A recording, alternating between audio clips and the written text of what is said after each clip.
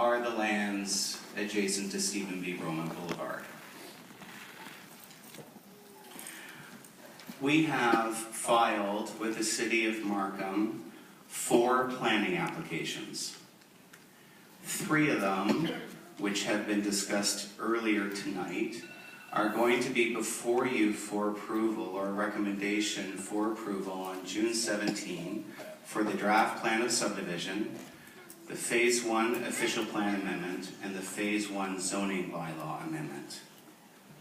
The 4th planning application, which is not before you yet, is the site plan application, and the site plan application only pertains to Phase 1. The site plan application, for your information, was filed in December of 2013. You've seen this slide. Thank you. You've seen this slide that Gary used for presentation purposes. The application for the draft plan of subdivision covers all of Phase 1, 2, and 3. King David is seeking approval of the application for the draft plan of subdivision in its entirety, but not for Phase 2 and not for Phase 3, just for Phase 1 only.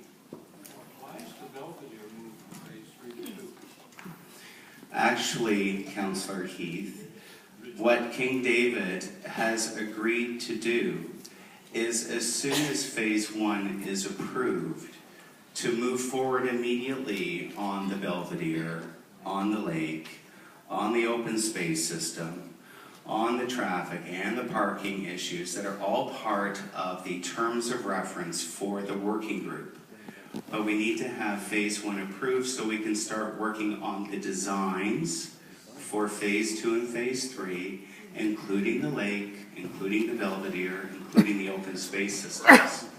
In fact, King David has said to city staff and to some members of council who were part of meetings that we had back in April, that King David would be very happy to support financially the Belvedere and the lake and the open space system, so it would be consistent with the original vision that Helen Roman had for Cathedraltown. I can tell you to date, and this is important to know, that on the planning applications for draft plan of subdivision, for Phase 1 official plan amendment, and for Phase 1 zoning bylaw amendment, we have received comments from all of the public agencies involved in the circulation process. They are all favorable. We have received all of our conditions of approval from all of our public agencies and the internal departments to the City of Markham.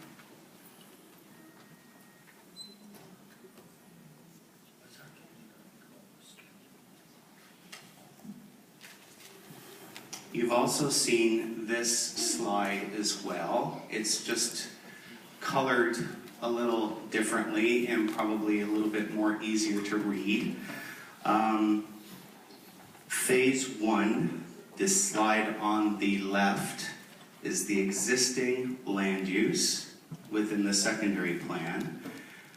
Phase 1, the slide on the right, is what is proposed.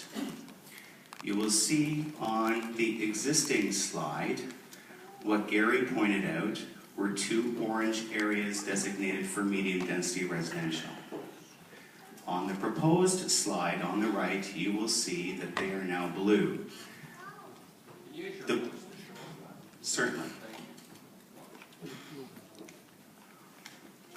This area here and this area here are currently designated medium density residential in the secondary plan.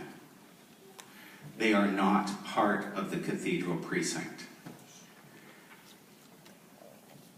This area here, interestingly enough, is part of the Cathedral precinct, but it was never built as the Cathedral precinct. It was built as part of the live-work High Street. So the land use, even though it's shown in blue there, really is this color. So effectively, what King David is doing is it is transferring this blue color to this orange color so that it is effectively part of the cathedral precinct. So there is no net result of growth, no net result of new units, or anything really in the context of the entire Cathedraltown community.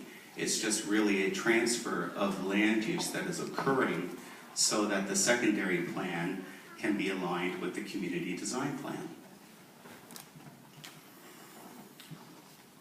The cathedral precinct, as Gary has mentioned, allows up to 6 stories in height of buildings and allows up to an FSI of 2. The buildings, the 2 buildings in phase 1, are 4 stories in height and have an FSI of 1.84. So therefore, the buildings within phase 1 are in conformity with the cathedral precinct.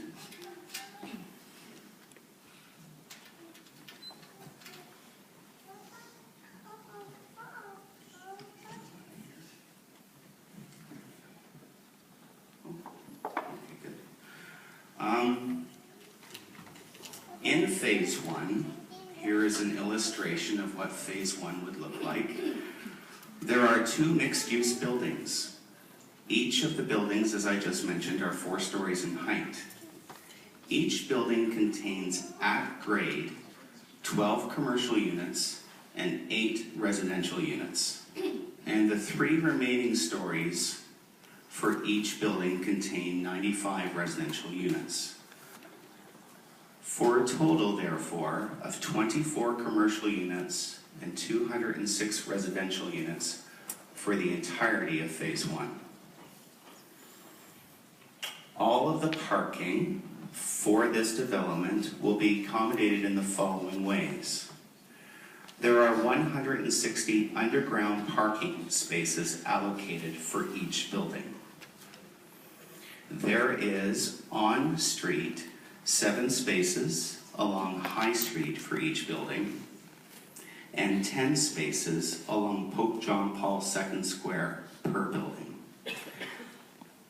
This totals 354 parking spaces. King David, as you know, initially filed his planning applications for official plan amendment, zoning bylaw amendment, and draft plan of subdivision. The original applications were seeking to increase in height from up to 6 stories to 8 stories, and an increase in FSI from 2 to 3. King David agreed to eliminate these requests from its planning applications.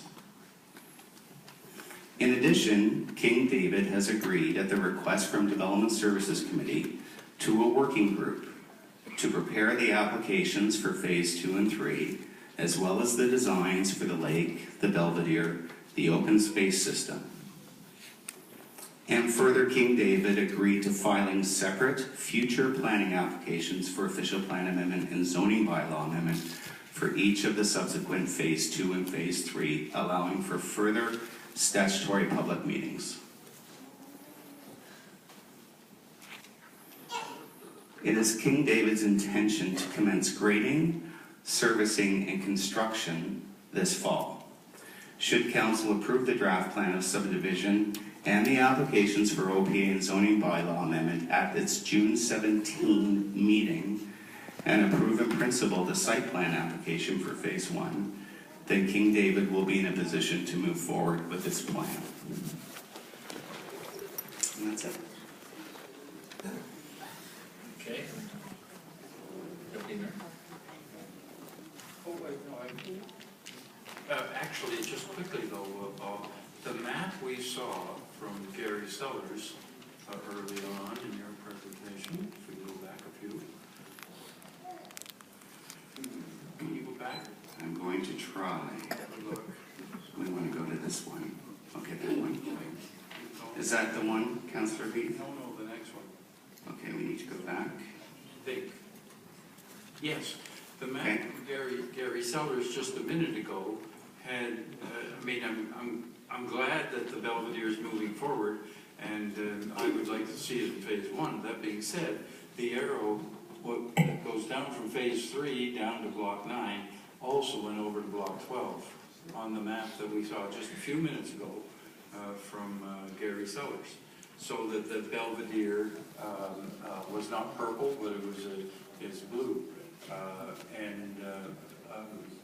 I'm pleased that it can be moved forward, but nevertheless, I did see that difference. Okay.